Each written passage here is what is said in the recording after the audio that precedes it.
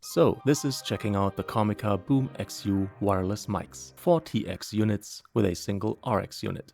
Now that is rather rare, so I'm excited to see and hear what's going on. Thanks for checking out this video. I'm Mark from Mark10 Pro Video. We're going to talk about my experience using them, what I like about them or not like about them, and whether I would recommend them. When I assess a wireless system, professional or budget, I want many questions answered before I even check out the audio quality. Because usability, and more than anything, reliability, is more important than sound quality for what I do. For studio work, that is a different story. But for running and gunning in a fast-paced environment, these two attributes are key. So questions first, audio examples in the end. But before I start, don't forget to like, comment, subscribe to see more videos like this one. How many receivers, how many transmitters? 1 RX unit, 4 TX units. Having spares in case a unit stops working is always a good idea. Maybe next to usability and reliability, I would name redundancy to complete the top 3. Can you hook up external mics like lavaliers? Yes, you can. A body pack that you can hook up to the belt or wardrobe that has a lavalier connected to it is the standard. I can position the lavalier close to the talon's mouth or, if need be, hide it easily. The transmitters do have built-in mics and they come with mini dead cats for each mic, so you can use them with or without external mics. The lavaliers themselves also come with wind protection, but it's purely foam. There are mini dead cats for the lavs you can get extra, which I do recommend to at least bring for any non-studio work. How secure is the lavalier connected to the body pack? The 3.5mm jack is additionally secured via a plastic hook. Not a secure screw-in connection though, which would be the professional standard next to locking mini XLRs. Something in between then, a compromise. Considering the price tag, it is a nice budget option and should be received positively because it does add security to the connection, which, especially in a live scenario, is of high importance. I do not want to worry about my gear while I use it. So let's get into options for setup. IR pairing is a cool, rare feature at this price point. It is the way to select which body pack is the A unit, B unit, C unit, or D unit.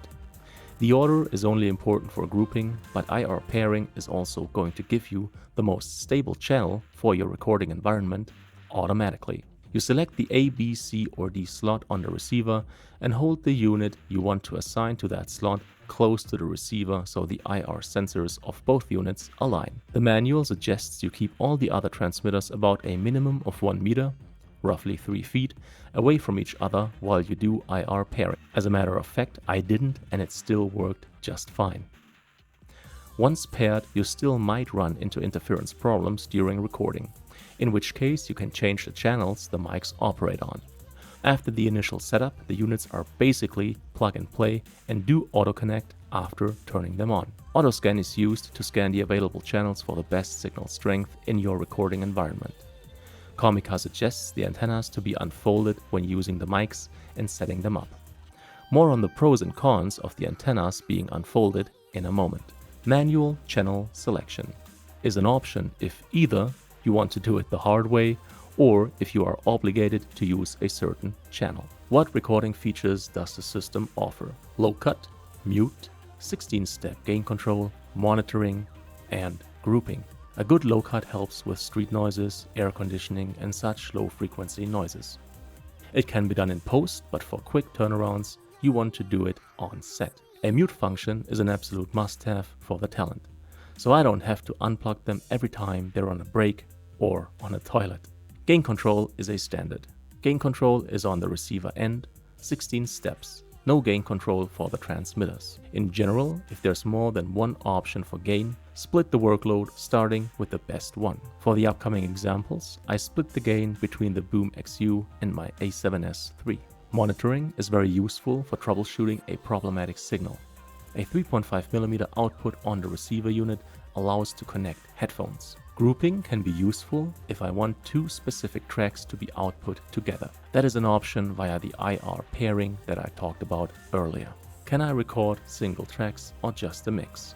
You can record up to 4 tracks, 2 single tracks or 2 stereo tracks carrying 2 different mono tracks each. Getting 4 tracks, however, is a bit tricky. 2 outputs for 4 tracks means 4 units gets you 2 stereo tracks, each carrying 2 TX audio mono tracks. So you either use 2 cameras or, let's say, an XLR K3M interface in case of my Sony camera. You will need to have some kind of interface to record the 2 stereo tracks, meaning all 4 mic tracks into one camera. How simple is operation? Answer: it's simple. Charge, pair, secure on talent, set the gain, select 4-track recording, done. The charging cable has 3 USB-C connectors, not 5, so you cannot charge all units at the same time. Buying an additional double or triple USB-C charging cable would be a wise choice in my opinion. The receiver has a belt clip and cold/hot shoe mount. The clip is robust, the shoe mount is easily installed and sits on the unit tightly. All the body packs come with clamps. I feel they could be a little stronger. The lavalier clamps are really strong though, which I like a lot. So the lavs are easily attached or detached via those simple metal clamps. There is an LCD on the receiver, but it is rather small and not bright enough for direct sunlight. The audio meters are super small and it is not possible to judge levels exactly. This has to be done on an interface or the camera. The LCD shows mix or 4-track, battery status, signal strength, gain selection, meters, channel, and group. There are recessed reset buttons you can push with a pin on each unit. How long does it take to charge and what is battery life? Battery life is 6.5 hours. Charging less than 2 hours. 6.5 hours of battery life is good, not great. May not be enough for a full day of shooting, so recharge whenever possible. During my tests, charging while shooting was possible with no audible loss of signal quality.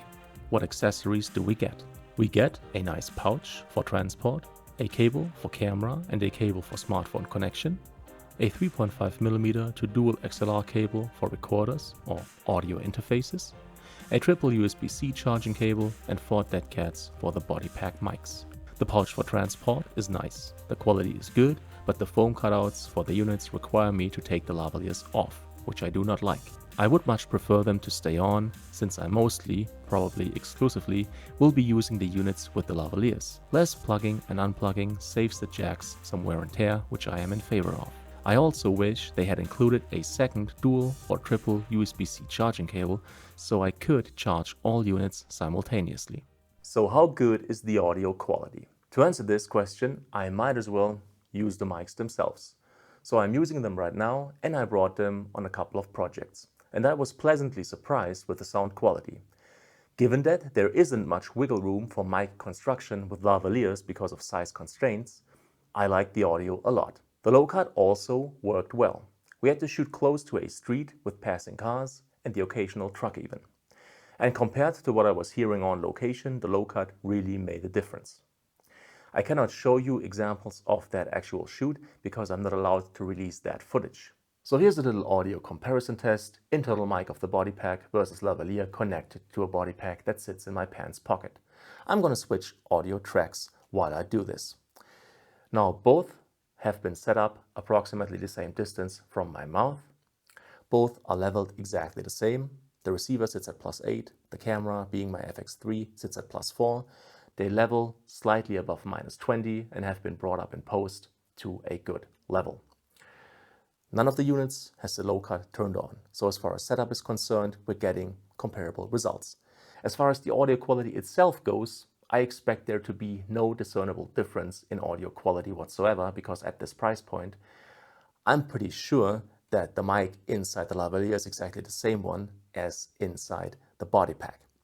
They just have been rehoused to fit the body pack or the lavalier form factor. So you should be getting exactly the same audio quality, which is good. So what are my overall impressions? I so far have enjoyed using the BoomX-U wireless mics. The initial setup is not as plug and play as possible. For example, you could have the units auto-connect even on first power up, and then, if you needed to assign them to groups, do that manually afterwards. With these, the initial setup via the IR sensors has to be done at least once, which is simple enough though. I am still wondering when I will run into problems with the antennas unfolded of the TX units with sitting talent. When I used them on the projects, I kept the antennas folded because I could not control the talent's movement. In my case, that didn't compromise sound quality at all, Then again, I was never further away than say 30 feet or roughly 10 meters. Most of the time I was much closer. Accessories are almost very good. I really like the pouch for transport, but to charge all the units simultaneously, for example, you would need another charging cable. And to record all 4 tracks separately, you would need some kind of audio interface for your camera or an external recorder. So you cannot make use of every feature with just the accessories that are provided. Now, if you want to record 4 tracks separately into a single camera, you do need an XLR module for your camera that has 2 XLR inputs and another 3.5mm input, or even 4 XLR inputs. Or you could use a recorder and then sync in post. Usability, feature set, and audio quality of the units themselves are very good at this price point, and given that you're getting 4 TX units. If you don't need 4 transmitters, you can also get the BoomX-U QUA with only 2 transmitters for about half the price, which is fair. So if you have or plan to get the additional cables and/or audio interfaces and are actually in need of 4 TX units and the recording of 4 separate tracks, then the BoomX-U is, as far as I can tell, one of the very best options out there. Certainly considering the price point and the type of budget-conscious consumer they're intended for. That's it for this video. Thanks for sticking with it. If you liked it, if you found it helpful, please make sure to leave a thumbs up. It's greatly appreciated. Any kind of comment or feedback is welcome, and I'll try to answer as quickly as possible. All the tech that I've used in this video is linked in the description. As always, thank you so much for your time. Thank you for watching, and hopefully see you again soon.